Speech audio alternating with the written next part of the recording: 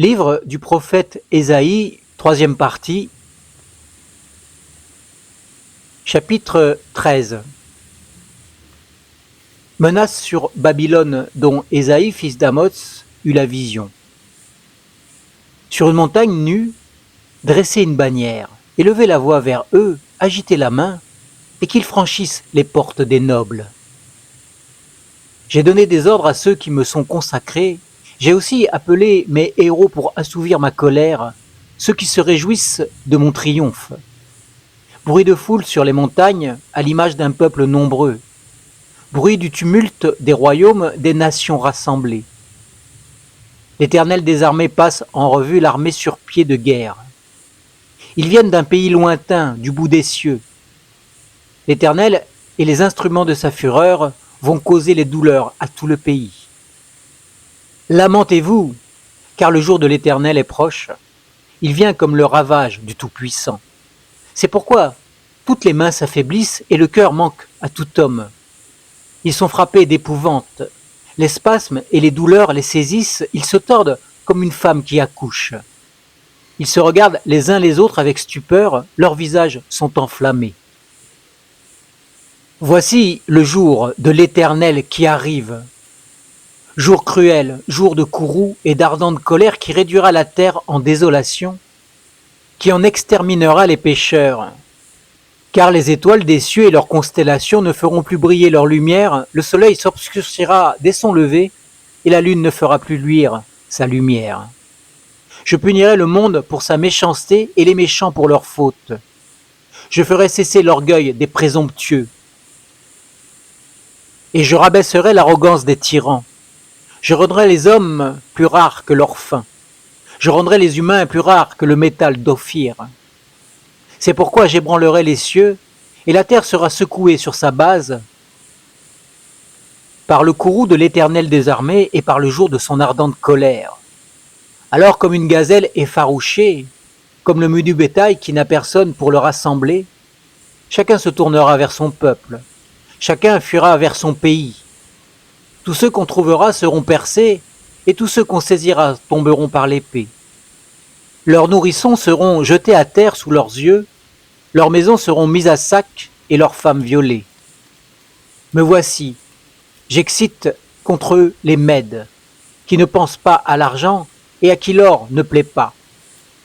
Leurs arcs jetteront les jeunes gens à terre, ils seront sans compassion pour le fruit des entrailles. Leurs yeux seront impitoyables pour les fils. Et Babylone, l'ornement des royaumes, la fière parure des Chaldéens, sera comme Sodome et Gomorrhe que Dieu bouleversa. Elle ne sera plus jamais habitée, elle ne sera plus peuplée de génération en génération. L'Arabe n'y dressera pas sa tente, et les bergers n'en feront plus un gîte pour les troupeaux. Mais les habitants du désert y prendront leur gîte. Les hiboux rempliront ses maisons, les autruches la peupleront et les boucs y bondiront. Les bêtes sauvages hurleront contre ses veuves et les chacals contre ses palais luxueux. Son temps est près d'arriver et ses jours ne se prolongeront pas. Chapitre 14. Car l'Éternel aura compassion de Jacob, il choisira encore Israël et il les rétablira sur leur sol. Les étrangers se joindront à eux et ils s'uniront à la maison de Jacob. Les peuples les prendront et les conduiront vers leur pays. Et la maison d'Israël les recevra en héritage sur le sol de l'Éternel, comme serviteurs et comme servantes. Ils retiendront captifs ceux qui les avaient fait captifs, et ils subjugueront leurs oppresseurs. Alors, le jour où l'Éternel t'aura donné du repos, après tes fatigues et tes agitations, et après le dur esclavage qui te fut imposé, alors tu prononceras cette sentence contre le roi de Babylone et tu diras « Quoi donc? L'oppresseur n'est plus? La tyrannie a cessé? L'Éternel a brisé la massue des méchants, le bâton des dominateurs? Celui qui dans son courroux frappait les peuples par des coups sans relâche, celui qui dans sa colère subjuguait les nations est poursuivi sans ménagement. Tout le pays jouit du repos et du calme. On éclate en chants d'allégresse. Les cyprès même, les cèdres du Liban se réjouissent à ton sujet. Depuis que tu es tombé, le bûcheron ne monte plus contre nous. Le séjour des morts s'émeut jusque dans ses profondeurs pour t'accueillir à ton arrivée. Il réveille pour toi les défunts, tous les guides de la terre. Il fait lever de leur trône tous les rois des nations. Tous prennent la parole pour te dire « Toi aussi tu es sans force comme nous, tu es devenu semblable à nous. » Ta fierté a été précipitée dans le séjour des morts avec le son de tes luttes. Sous toi s'étend une couche de vermine et les vers sont ta couverture. Quoi donc? Tu es tombé du ciel, astre brillant, fils de l'aurore? Tu es abattu à terre, toi, le dompteur des nations? Tu disais en ton cœur, je monterai au ciel, j'élèverai mon trône au-dessus des étoiles de Dieu, je siégerai sur la montagne de la rencontre des dieux, au plus profond du nord, je monterai sur le sommet des nus, je serai semblable au Très-Haut. Mais tu as été précipité dans le séjour des morts au plus profond d'une fosse. Ceux qui te voient fixent sur toi leur regard, ils te considèrent attentivement.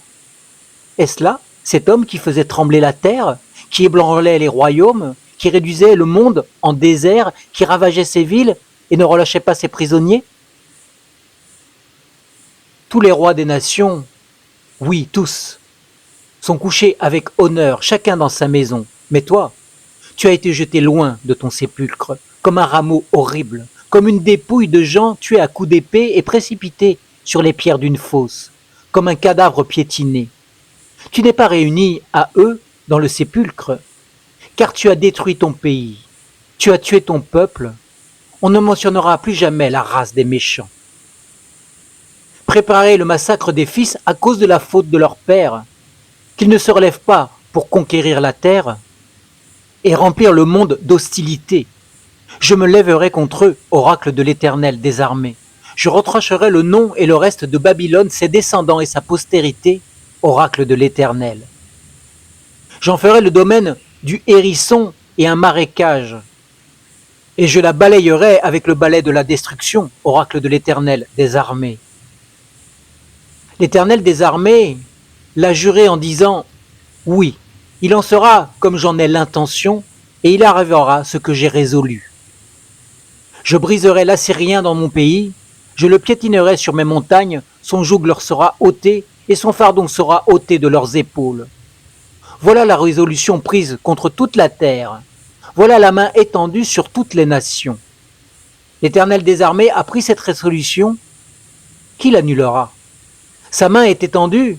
Qui la détournera? L'année de la mort du roi Ahaz, il y eut cette menace. Ne te réjouis pas, Philistie tout entière, de ce que le bâton qui te frappait est brisé, car de la racine du serpent sortira un aspic, et son rejeton sera un dragon volant. Alors les premiers-nés des indigents pourront paître, et les pauvres trouver leur gîte en sécurité. Mais je ferai mourir ta racine par la faim, et ce qui restera de toi sera tué. Porte, lamente-toi, ville, pousse des cris, défaille Philistie tout entière. Car du nord vient une fumée, et nul ne s'écarte des rangs de l'ennemi. Que répondra-t-on aux messagers de cette nation? Que l'Éternel a fondé Sion, et que les malheureux de son peuple y trouvent un refuge. Chapitre 15. Menace sur Moab. Oui, en une nuit, elle a été ravagée. Ar Moab a disparu. Oui, en une nuit, elle a été ravagée. Kir Moab a disparu. On monte à Baït et à Dibon sur les hauts lieux pour pleurer. Moab se lamente sur le Nebo et sur la Médéba. Toutes les têtes sont rasées, toutes les barbes sont coupées. Dans ces rues, ils sont vêtus d'un sac. Sur les toits et sur les places, chacun se lamente et fond en larmes. Heshbon et Élaé poussent des cris. On entend leur voix jusqu'à Yahat. C'est pourquoi les guerriers de Moab lancent des clameurs. Ils ont l'effroi dans l'âme. Mon cœur crie sur Moab, dont les fugitifs se sauvent jusqu'à Tsoar, jusqu'à Eglat, Shélichia, car ils font en pleurant la montée de Louhit, car ils poussent la clameur du désastre sur le chemin de Horonaïm, car les eaux de Nimrim sont taries, car l'herbe est desséchée. Le gazon est détruit, la verdure n'est plus. C'est pourquoi ils ramassent ce qui leur reste et transportent leurs réserves au-delà du torrent des Saules. Car la clameur environne les frontières de Moab, ses lamentations retentissent jusqu'à Eglaïm. Ses lamentations retentissent jusqu'à Ber-Hélim. Les eaux de Dimon sont pleines de sang. J'enverrai sur Dimon de nouveaux malheurs, un lion contre les rescapés de Moab, contre ceux qui restent sur son sol. Chapitre 16. Envoyez les agneaux aux souverains du pays, de Séla par le désert à la montagne de la fille de Sion. Tel un oiseau fugitif, telle une nichée dispersée, telles sont les filles de Moab au gué de l'Arnon. Donne un conseil, prends une décision. Étends en plein midi ton ombre comme la nuit. Abrite les réfugiés, ne trahis pas le fugitif. Que mes réfugiés séjournent chez toi, Moab. Sois pour eux un abri devant le dévastateur, car c'est la fin de celui qui pressure. Le pillage est à son terme, celui qui piétine disparaît du pays.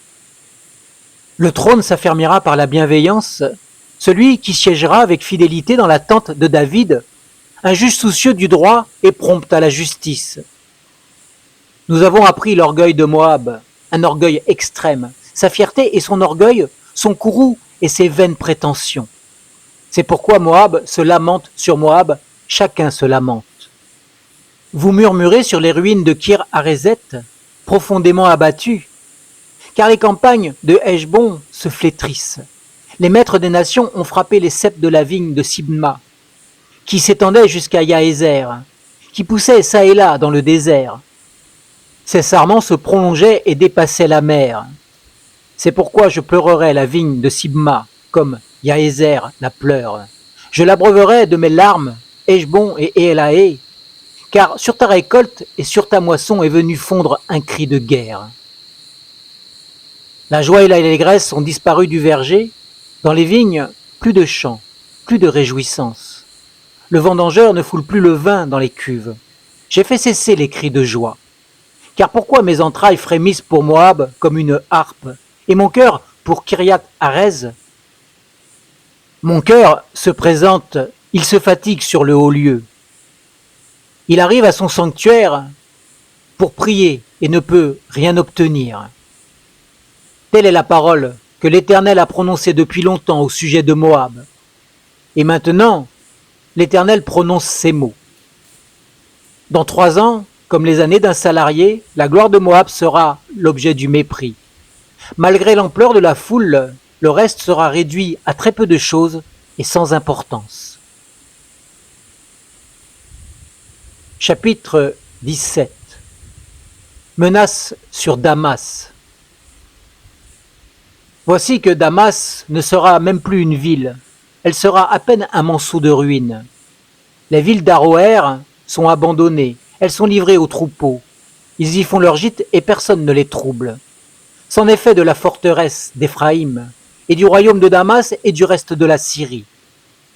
Il en sera comme de la gloire des fils d'Israël, oracle de l'Éternel des armées. Alors, en ce jour, la gloire de Jacob s'affaiblira, et la graisse de sa chair disparaîtra. Il en sera comme lorsqu'on rassemble la moisson sur pied, et que le bras du moissonneur moissonne les épis. Comme lorsqu'on glane les épis dans la vallée des Réphaïm. Il en restera un grappillage comme au gaulage de l'olivier, 2 ou 3 baies en haut de la cime, 4 ou 5 dans ses branches à fruits, oracle de l'Éternel, le Dieu d'Israël. En ce jour-là, le regard de l'homme se posera sur son Créateur et ses yeux contempleront le Saint d'Israël. Son regard ne sera plus dirigé vers les autels, ouvrage de ses mains, et il ne contemplera plus ce que ses doigts ont fait, les poteaux d'Achéra et les obélisques au soleil. En ce jour, ces villes fortes seront abandonnées comme la forêt et la cime des montagnes, abandonnées devant les fils d'Israël, et ce sera une désolation. Car tu as oublié le Dieu de ton salut, tu ne t'es pas souvenu du rocher de ta force. C'est pourquoi tu as fait des plantations d'agréments, tu as mis dans la terre des pousses étrangères. Le jour où tu les plantas, tu les entouras d'une haie. Le matin même ta semence donna des fleurs. La moisson est un tas au jour où on la possède, mais c'est une souffrance incurable. Oh, le grondement des peuples nombreux qui grondent comme grondent les mers, le mugissement de peuplades qui mugissent comme mugissent les grosses eaux, des peuplades qui mugissent comme mugissent les grandes eaux. Il les menace et elle fuit bien loin, chassée comme la menue paille dans les montagnes au souffle du vent, comme un tourbillon de poussière devant l'ouragan. Quand vient le soir, voici l'épouvante. Avant le matin, ils ne sont plus. Voici la part de ceux qui nous saccagent, le sort de ceux qui nous pillent. Chapitre 18. Ô terre où bruissent des ailes, au-delà des fleuves de l'Éthiopie, toi qui envoies sur mer des ambassadeurs, des embarcations de joncs voguant à la surface des eaux. Allez, émissaires rapides, vers la nation au corps élancé et luisant, vers le peuple redoutable depuis qu'il existe, nation puissante qui écrase tout, et dont le pays est sillonné par des fleuves. Vous tous, habitants du monde, vous qui demeurez sur terre, vous regarderez à la bannière dressée sur les montagnes, vous écouterez quand on sonnera du corps. Car ainsi m'a parlé l'Éternel. Je ne bouge pas et je contemple immobile, comme la chaleur des blancs rayons de lumière, comme un nuage de la rosée dans la chaleur de la moisson. Alors, avant la moisson, quand la floraison est achevée, quand la fleur devient un raisin qui mûrit, il coupe les sarments avec des serpes, il enlève, il tranche les branches. Ils seront tous ensemble abandonnés aux oiseaux de proie des montagnes et aux bêtes de la terre. Les oiseaux de proie passeront l'été sur leurs cadavres, et toutes les bêtes de la terre y passeront l'hiver. En ce temps-là, des offrandes seront apportées à l'Éternel des armées, par le peuple au corps élancé et luisant, par le peuple redoutable depuis qu'il existe, nation puissante qui écrase tout, et dont le pays est sillonné par des fleuves. Elles seront apportées là où réside le nom de l'Éternel des armées, à la montagne de Sion. Chapitre 19. Menace sur l'Égypte. Voici l'Éternel monté sur une nuée rapide, il vient en Égypte. Les faux dieux de l'Égypte frémissent devant lui, et le cœur des Égyptiens défaille en eux. J'armerai l'Égyptien contre l'Égyptien, et l'on se battra chacun contre son frère, chacun contre son ami. Ville contre ville, royaume contre royaume. Le courage de l'Égypte disparaîtra au milieu d'elle, et j'anéantirai son conseil. On consultera les faux dieux et les augures, les nécromanciers et les devins. Et je livrerai l'Égypte entre les mains des seigneurs durs. Un roi cruel dominera sur eux, oracle du Seigneur, l'Éternel des armées. Les eaux de la mer tariront et les fleuves deviendront à sec et arides. Les fleuves seront infects.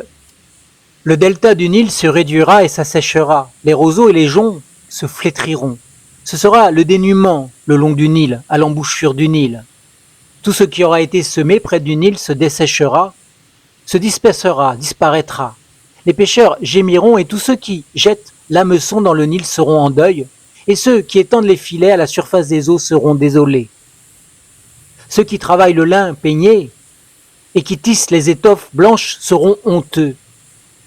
Les soutiens du pays seront dans l'abattement, tous les travailleurs salariés auront l'âme attristée. Les princes de Tsoan ne sont plus que des insensés. Les sages conseillers du Pharaon forment un conseil stupide. Comment osez-vous dire au Pharaon « Je suis fils des sages, fils des anciens rois » Où sont-ils donc, tes sages? Qu'ils te fassent des révélations, et qu'on apprenne ce que l'Éternel des armées a résolu contre l'Égypte. Les princes de Tsoan sont fous. Les princes de Noph sont dans l'illusion. Les chefs de ces tribus égarent l'Égypte. L'Éternel a répandu au milieu d'elle un esprit de vertige pour égarer les Égyptiens dans tous leurs actes, comme un homme ivre s'égare dans son vomissement. Et l'Égypte sera alors hors d'état de faire ce que font la tête et la queue, la branche de palmier et le roseau. En ce jour-là, l'Égypte sera comme des femmes. Elle tremblera et aura peur en voyant s'agiter la main de l'Éternel des armées quand il la lèvera contre elle. La terre de Juda sera pour l'Égypte un objet d'effroi. Quiconque l'invoquera en aura peur à cause de la résolution prise contre elle par l'Éternel des armées. En ce jour-là, il y aura 5 villes au pays d'Égypte qui parleront la langue de Canaan et qui prêteront serment par l'Éternel des armées L'une d'elles sera appelée Yer-Haeres. En ce jour-là, il y aura un autel à l'Éternel au milieu du pays d'Égypte, et près de la frontière un monument à l'Éternel. Ce sera pour l'Éternel des armées un signe et un témoignage dans le pays d'Égypte, quand ils crieront à l'Éternel à cause des oppresseurs, et qu'il leur enverra un sauveur, et prendra leur parti pour les délivrer. L'Éternel sera connu des Égyptiens, et les Égyptiens connaîtront l'Éternel en ce jour-là. Ils rendront un culte avec des sacrifices et des offrandes. Ils feront des vœux à l'Éternel et les accompliront. Ainsi l'Éternel frappera les Égyptiens, il frappera mais guérira. Ils se convertiront à l'Éternel, il se laissera fléchir et les guérira. En ce jour-là, il y aura une route d'Égypte en Assyrie. Les Assyriens iront en Égypte et les Égyptiens en Assyrie. Et les Égyptiens avec les Assyriens rendront un culte à l'Éternel. En ce jour-là, Israël sera un troisième avec l'Égypte et la Syrie, à être une bénédiction par toute la terre. Que l'Éternel des armées bénira en disant « Béni soit l'Égypte mon peuple, la Syrie œuvre de mes mains et Israël, mon héritage. » Fin de la troisième partie du livre du prophète Ésaïe.